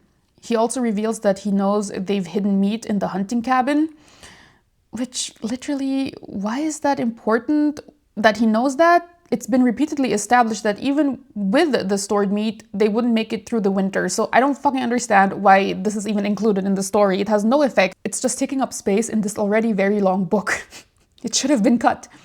Anyway, Denver taunts Leo, calling him manipulated and pussy whipped. And Leo loses control, hitting Denver with his gun until he's unconscious. Kodiak and Leo drag Denver to the workshop, locking him in with the generator as planned. The group discusses their next steps. So they plan to burn all the wood that they can find in the house to keep warm, and Leo and Wolf want to head out to collect coal from the river. Wolf is still reluctant, arguing they're already burning more calories than they consume, but the others refuse to give up. Despite the tentative agreement they reach there, Frankie is uneasy about the entire idea. She focuses on preparing their packs, mending clothes, and gathering supplies. Wolf then joins her. He remains sarcastically morbid about their fates. Frankie tries to lift his spirits, but it has no effect on Wolf. So the following day, Wolf and Leo leave. Kodiak and Frankie try their best to stay warm by staying in the bedroom by burning furniture. Frankie grows increasingly anxious as the days pass. She decides to head to the workshop, aiming to bring Denver and Cody food, and also to clear her head a little bit. Outside, she notices the path is unshoveled, and this is very unlike Cody. When she enters the workshop, Kodiak is studying Wolf's cockpit illustration. She approaches Denver's cage, reluctant to engage, but hoping to convince him to fix the generator. Denver taunts her, calling her weak and mocking her relationship with the brothers. Frankie accuses him of not loving his sons and letting them die. Denver calls her a whore. Classy. Frankie tells Denver he'll be forgotten. They continue provoking each other until Kodiak carries Frankie away back into the cabin. Cody demands Frankie stay away from Denver, but she refuses. This pisses him off, and he just asserts, "You stay away," and he storms back out. Anyway, that entire interaction between Frankie and Denver felt weird as fuck. I really can't get a read on Denver as a character. Like, throughout this entire story, he's kind of like classy, he says he's a gentleman, but now he's calling her a whore or whatever. Is this supposed to be like a plot twist moment where it gets revealed that he's just your regular psychopath? Because I thought the story was building him up as a particular brand of psychopathy.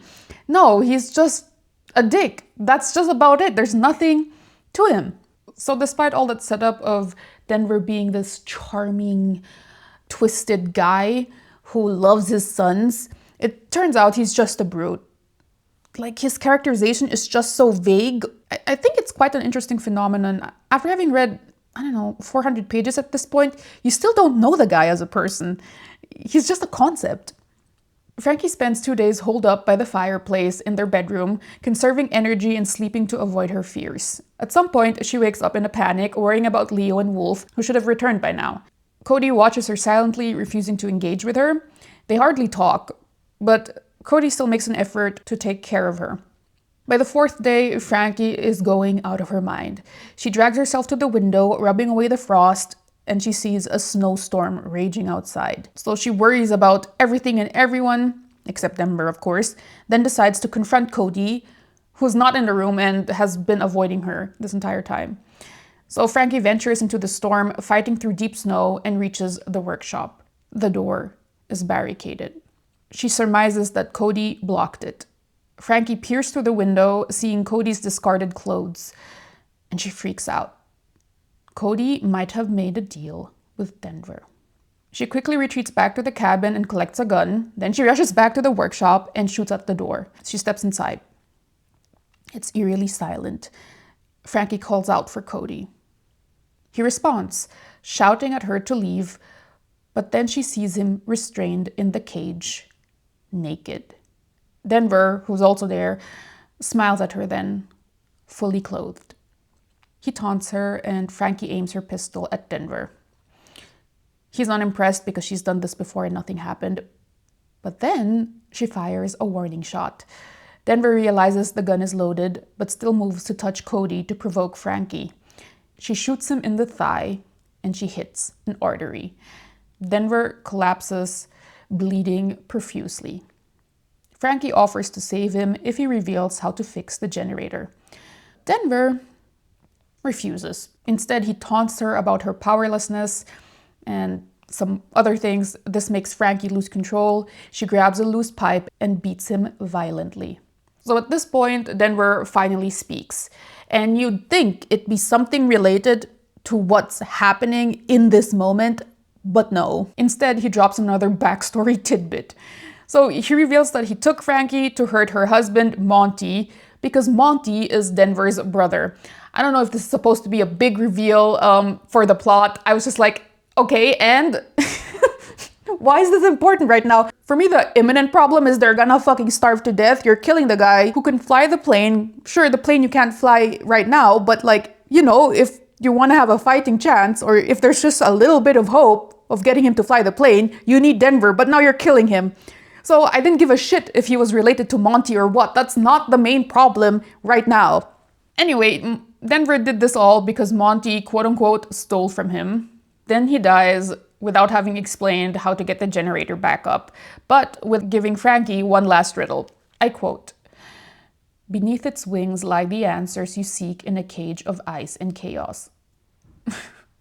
So Denver has reached his final form. He is a freaking cartoon villain. Frankie tries to revive him, but it's too late. She collapses, realizing she's doomed them all. Again, there's no power, there's no heat or a way to escape, and there's no food. Cody pulls her away from Denver's body, holding her as she sobs, as both of them face the grim reality of their situation. Man, Frankie's really dumb. This entire time, she's so anxious and worried, then she completely forgets about all those thoughts about like, oh my fucking god, we're gonna die, that she's been having for literal days, and she kills Denver.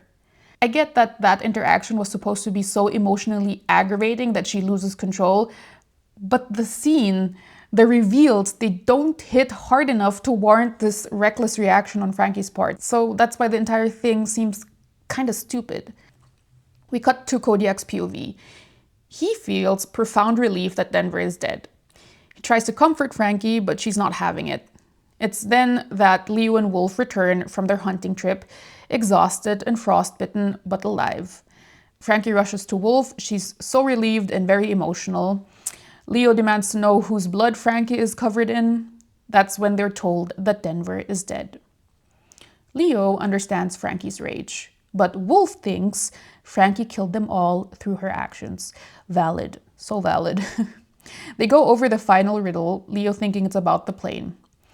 In the aftermath, Wolf grows increasingly resigned. Frankie sits alone in the kitchen, paralyzed by self-loathing and fear for their future. Wolf enters silently, his presence heavy with blame. He cleans Frankie's blood-stained hands and face, but remains distant.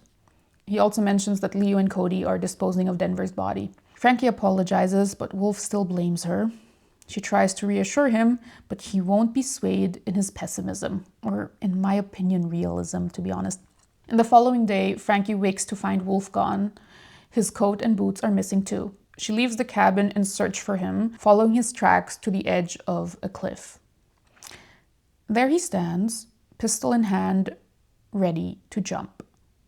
Frankie begs him to stay, telling him she loves him, but Wolf points the gun at Frankie. He wants her to join him. Before he can shoot, Cody hits him with an arrow. Leo and Cody then rush to them. They confront Wolf. They demand he drops his weapon, and Wolf jumps. Frankie screams in horror while Leo holds her back. Cody races to the edge of the cliff, wanting to find Wolf. Frankie collapses in grief in Leo's arms. There's this emotional moment. Ostensibly, it wasn't landing for me at all. Cody returns.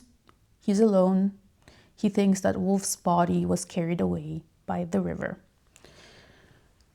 That's how the story ends.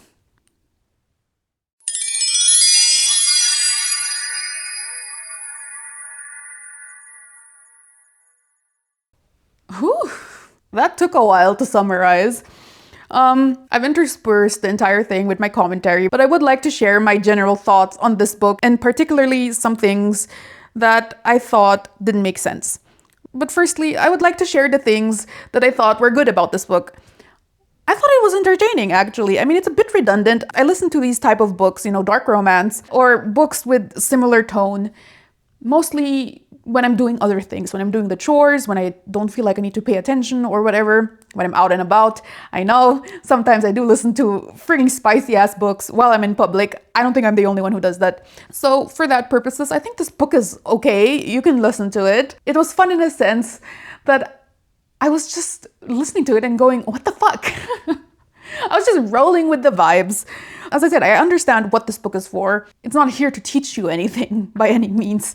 For the most part, I would say this book is more on the pornographic side. Sure, there's a lot of ostensible plot, not a very good one, wrapped around it, but there was more thought put into it, right? There is something going on. There is a very janky narrative structure in there.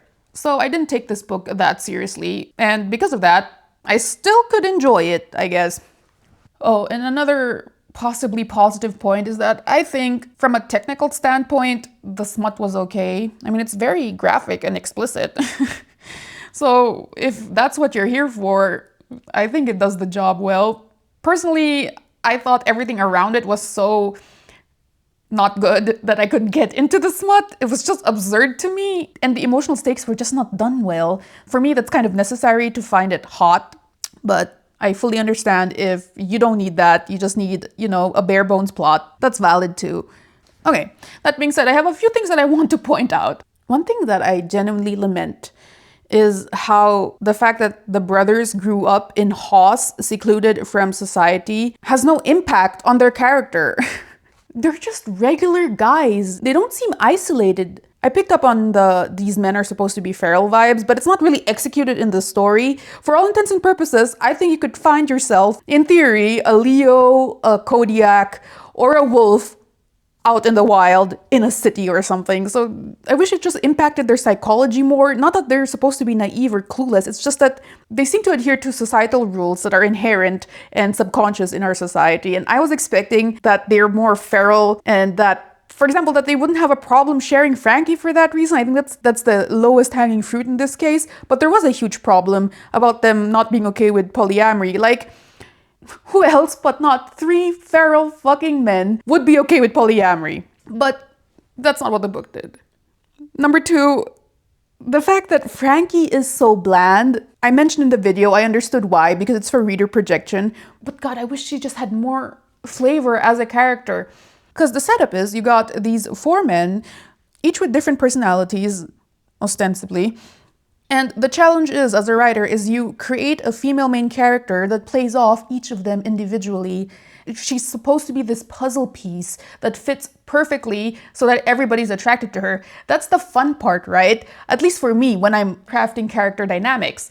That's not what the book does. I don't think, maybe there was an attempt, but to me, it was just really, you put your regular woman in there, bland as hell, and then everybody's attracted to her for no reason.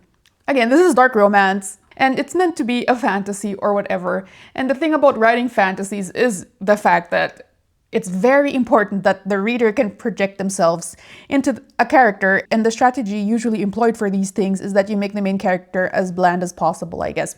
I just wasn't rolling with it. I would have been more invested if that wasn't the case, if we just, if the author wrote this not with the projection in mind, but with the dynamic in mind, because for me, that's just far more interesting. How would you create a freaking group dynamic where The outcome is everybody wants this woman. In my head, I would start it with the fact that at least the brothers don't have that much contact with women.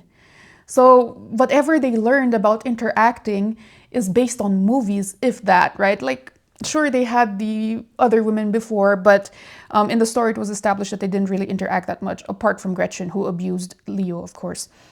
So they don't have that experience, and they're red-blooded, horny-ass fucking men. And I just wished it leaned into the horror of that more. That's it, actually. I wish this book leaned more into the horror, not even only psychological, but also the survival horror. And it would have upped the ante for me. It would have made it interesting to read. Because, to be honest, like, reading fantasies, you read one, you kind of read them all. They are all similar in tone. I'm looking for some fucking substance, I guess. Am I making this book into something that it isn't? Maybe. But that's the fun part also in reading a trash book, is thinking about how you would improve it, right? My third point is this emphasis on the blood relation. I get a feeling this becomes relevant later on in the sequel, maybe, that the author was setting something up for later. But I'm summarizing my thoughts for book one in particular, and how this emphasis on the blood relations between the men is so fucking weird and feels so irrelevant to the main focus of book one. If I'm being bad faith, I would say that that's in there because the author was interested in maintaining the incest tag in the book. But the thing about, like, the incest tag, if we're going down this thought line, that is, the thing about the incest tag is, I'm gonna sound very, very blunt. If you lead with us thinking that they're all related and brothers, and you take that away, it's not the same anymore. It's not the same taboo anymore. You get it? So that's why it feels so pointless, this insistence on them being blood related somehow or whatever, and Denver got their DNA tested. It just doesn't land. The plot point doesn't land as hard as it could have. Number 4 I have here is Denver's illogical grand plan. Like, it didn't make sense to me that... Okay, so from what we know from book 1 is that Denver likes vulnerable small bodies, right? So it's either women or children. And that he got Frankie to get impregnated by his sons so that he would have another child to abuse in 7 to 8 years. That doesn't make any fucking sense. So we're led to believe, at least in book 1, that Denver is doing this entire thing to fuel his sexual perversions. It doesn't make sense that he would wait 7 to 8 years, right? Like, he's already out there kidnapping women. Wouldn't he also kidnap children? If we just for 1 second ignore the morality of what he's doing, which is horrible, it just doesn't make sense. Why would he do that? Why is it so important that Frankie gets impregnated by one of his sons or him or whatever? Why? It's for the breeding kink. That's why. The entire mystery of Hoss disappointed me because it seems so contrived and so dramatic for no reason. And on that note also, when there are dramatic scenes, I wasn't understanding why it's so dramatic. For example, I didn't understand why Monty being Denver's brother would piss Frankie off. Like, who the fuck cares? I think I said this in the video already. It doesn't matter. That's not what the main conflict of this book is. The main conflict is everybody's about to die, right? So anyway, it was just bad pacing, bad emphasis. I think maybe if I were to put myself in the writer's shoes, they had like author brain. They have all these details in their head about the plot and the mystery, and they kind of lose the grand picture of the story, of the narrative, of the pacing. So it didn't land that well. Since we're on the topic of pacing, towards the end of the book, it got really, really janky because, you know, narrative structure, classical that is, makes the reader expect that by the end of the book, all the conflicts that you've set up throughout this freaking long-ass story is coming to a head. Right? You're gonna give us a resolution about things. But in the book, it's so diffuse. We got Wolf committing suicide. We got the starvation thing, the survival horror thing of it all. And then we got Denver's grand plan. And they're not really connected cohesively. Also, they're not built on each other. I remember while summarizing, I noticed that there were still pointless scenes of like bonding and banter at the last third of the book when it's at that point, if you're writing this type of story, I feel like is only plot, resolution, you complicate things, you resolve things, you know that. And there is so little of that. The last third of the book still felt like the middle of the book that then got interrupted. And the final thing that I have here is the amount of redundant scenes, the amount of times the same information is repeated is what bloated this book to its length. There's so much filler, there's so much banter, and there's no emotionality in scenes. Even the intense scenes have no emotionality. So to me, I think a good portion of this book, maybe 40-50% of this book, could have been cut to tighten up the story a little bit, because it's meandering too much. Anyway, those are my criticisms. But with all that, I'd like to say that I did enjoy this. I like reading bad books because I like reading wide. And the benefit for me in reading bad books is getting a better idea of the spectrum of quality out there. That's why I also veer towards other genres like romantasy, even though I am more of a horror, dark fiction reader myself. There's a benefit to this. Pick up a book that you think you wouldn't want to read. Although this book is actually more in my wheelhouse than the other books I've been reading recently. Just broaden your horizons. You'd be surprised what you'd find out there. Right. So that was this video. I hope I can get this up right on time for Valentine's Day so that I can say right now, Happy Valentine's. I hope you are with people who love you and who you love back, or if you're alone, I hope you have a relaxing, self-loving day, whatever that entails. Okay, see you guys. Bye.